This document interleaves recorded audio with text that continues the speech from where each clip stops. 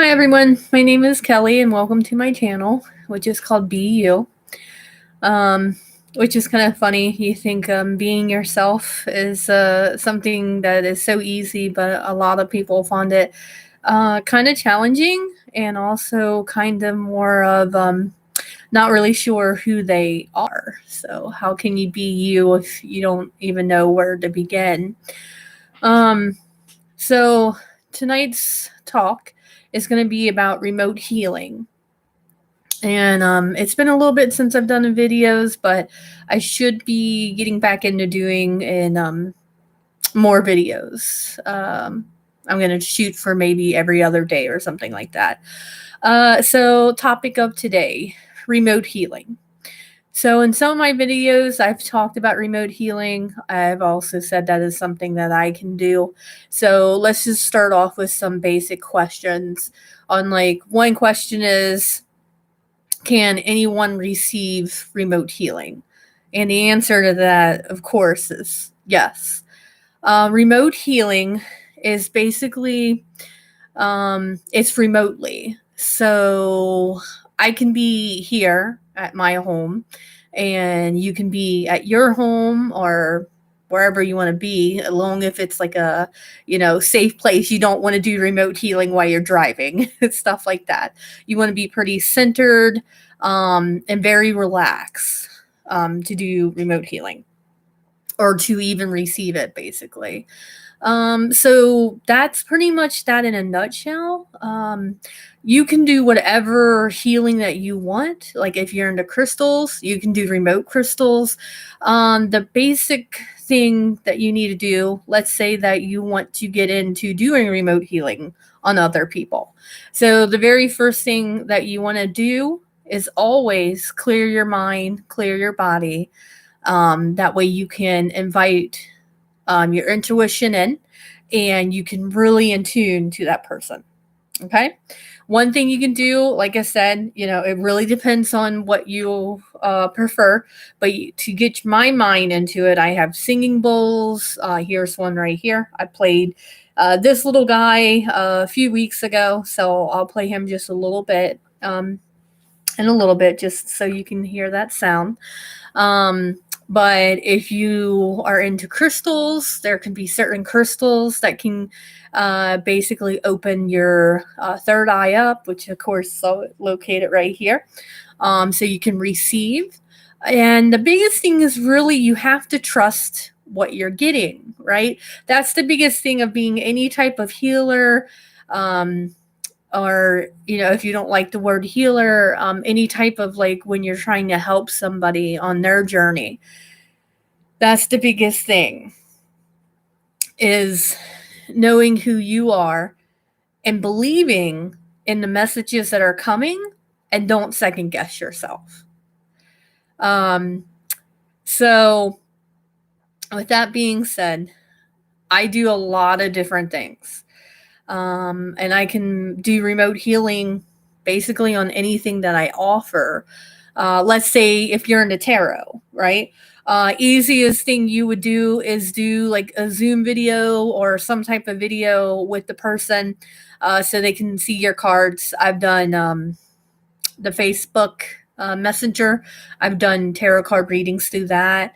That way they can see the cards, because if they're paying you, or if it's just you're wanting to get better with your skills, when you're doing oracle or tarot card readings, it's always best that the person can see you and can see the cards. I mean, that's what I would prefer.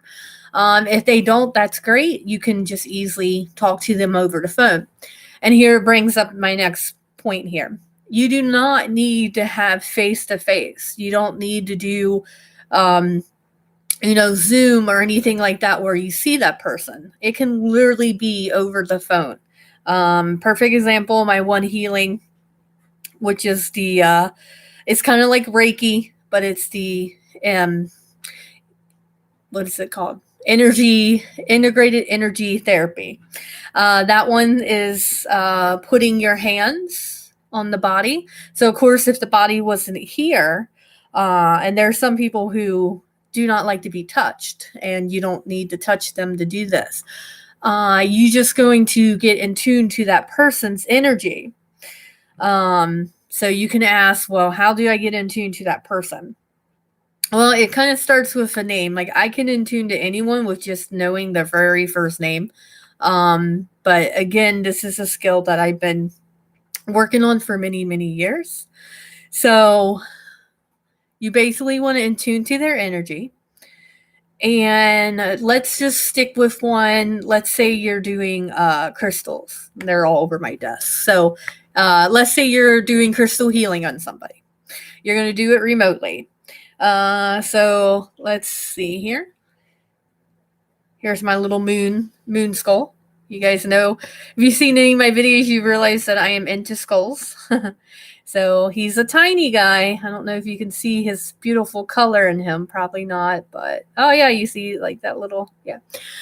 So let's say that you're going to do remote healing on someone using crystals. One way you can do that is that if the person prefers kind of face-on-face, like Zoom or Facebook Messenger or anything like that, where they really want to see you and see the crystals. And again, that's totally up to the person that you're doing this with. If, especially if they're paying for it, it's whatever works, because that is why you're doing it. You're doing it to help them. So if you're not comfortable with, chat time or messenger where you're looking at them, then you kind of want to make sure that the people know that going in. That way there's no expectations there. Everyone hates expectations. But one thing you would simply do, like I said, first, know the person, get into their energy. That's what I mean. I don't mean like go and figure out their whole life story. Because the more you know about a person, the harder it's going to be to connect to the divine.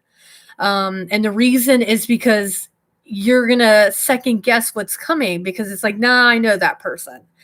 So if you are doing this with friends, just know it's more of a practice.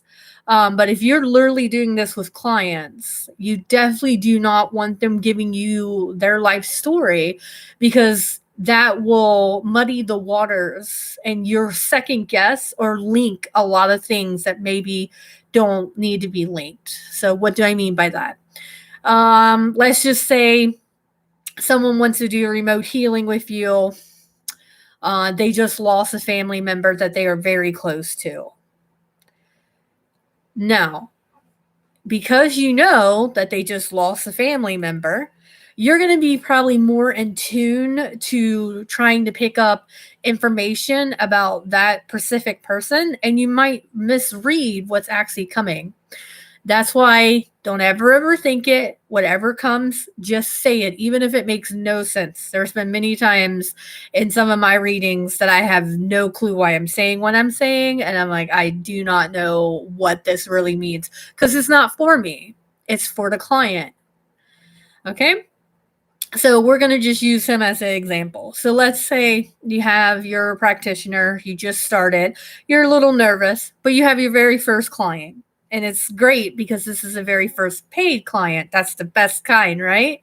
And they're wanting crystal healing done. So I instantly picked him up, right? So let's say you instantly picked up a moonstone. So after you have that person's name and you in tune to them and you instantly, your eyes went to him and you picked him up, that means that he's talking to you. He's telling you, all right, this person needs me. So then the next step is kind of feeling the crystal of where does the person need it. And then that's when you're going to kind of go through their body and see what feels stuck. So when you're going through things and you're like, what do you really mean by feel stuck? You're looking for energy that is literally real stuck. So there's tons of things that can be happening, right? So let's say you instantly start at the crown or the root, wherever you want to start. Doesn't really matter. It's all preferred wherever you want to start. Just start. That's all you got to do is just start it. So let's say you started at the crown and you went and the crown feels okay. It doesn't feel very open. A lot of people don't have a lot of open crowns. So, there's like, okay, there's a disconnect there. And then you move into the third eye right here, and you just feel this huge headache coming on. So what you're doing is you're picking up them, and then that's when you should ask, have you been having headaches or have you always had headaches? And then wait for them to respond. If they say yes, then that's where this little guy would just stay, right? And you can do whatever you want. Like you can do this. And the reason why you're going to do it on your body is because when you attune to their energy, your body kind of becomes their body. That's what you're doing when you're scanning them. So whatever you're using for you, it's going to be for them, if that makes sense, right? So let's just say, let me just attune to one of my friends. Simple, right? Just for example. Okay. So this friend, her name's Rhoda. So I'm just going to attune to Rhoda. Now, like I said, friends are just for to build on your confidence level. But normally we know a lot about our friends, so they're not like the best. They're just for just mastering your skills and you getting more comfortable with doing it. So let me just take a moment and I'm going to just play this because like I said, you gotta get into the mindset, right? So you have to get very open and very just let everything go of the day. So I even let the stick go.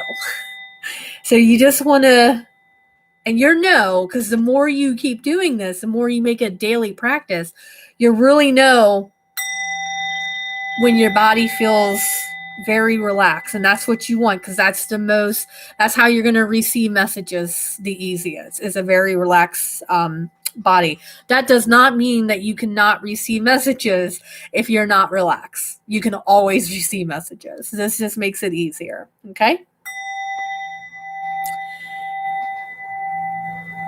Okay. So once you feel that you have centered yourself and that you're ready, I'm going to just let that just finish. Then I'm going to just take a moment. Normally I close my eyes because I just like closing my eyes. That way nothing distracts me. And I'm just going to attune to Rhoda. And like I said, I'm going to just start with the crown. And I'm just going to go through the 7 main chakras, crown, third eye, throat, solar plex, sanctum, and the root. And I'm just going to start at the crown. And instantly, when I'm in tune to the crown, I automatically know she's not very spiritually open, and there's nothing wrong with that. So I definitely feel kind of like I'm in the clouds, basically. Best way to describe it. I'm like in the clouds. So then I'm going to just move down to the third eye. And I start feeling pain here and kind of like in the back of my head up at top. I wouldn't call this a headache. I just kind of feel just like a sharp pain. So I'm going to use him because he said hello. And I'm going to just put him right where I feel that, right there. I'm not going to move him around because the crystals is saying put it right there. So as I'm doing this, even though my friend has no clue that I'm using her as an example, and I'm just going to wait. And what you're waiting for is for the pain to go away, for it to feel better, just not staying with the same. And then I'm going to put him on the back of the head as well. And like I said, sometimes I close my eyes. You can keep your eyes open, closed. It's whatever works for you. But am I really, I am just basically, I guess you can say, the third person here. The crystal's the one doing the healing. I'm just opening it up so she can receive it. Now, does that mean she'll receive it? It means it gets sent to her. But again, everyone has a choice to receive healing or not. You can't force anyone to get, oh, excuse me, to receive healing. You just can't. No matter how badly you want to, especially with family, right? All right, so that feels semi better. And you got to also remember you're not going to be able to like heal this person immediately, and it's not like you're going to allow this pain or you're going to stay there till it goes away. You don't want that. What you're wanting is that some people's ready to let it go. There's other people, they're not ready. They're ready to let some of it go, but not all of it. So it still hurts, but I know because everybody, my guides and everyone's telling me to move on. So when you're hearing those messages, move on, then it literally, it's just as simple as move on. And, even though it sounds simple, it really, for me, it's not. I just so badly want to help and just like get someone like completely healed and cleansed and a fresh start. And then I got to remember, even with me, it took many years to get here. So, and I'm still growing and expanding. And this is kind of normal when you're doing this type of work. I yawn a lot. So now I'm just going to go close my eyes and go back to my friend, Rhoda. And this isn't shocking, but her throat feels very small. And the reason why that's not shocking is she doesn't always speak her mind. She's sometimes nervous or scared, and she doesn't always speak her mind. So since I still have him, and he seems to be the one doing the work, I'm going to just go up and down. Why am I going up and down? Because the crystal's telling me to go up and down. It's that simple. When you're this in tune, that's what I was saying. Just listen to what the crystal is saying and what everybody's doing, because everyone's trying to help. And that's what you got to remember. And that feels a lot better. Whew. That feels a lot better. Yeah. So, gotta take a moment. And like I said, sometimes it's okay if you need a moment.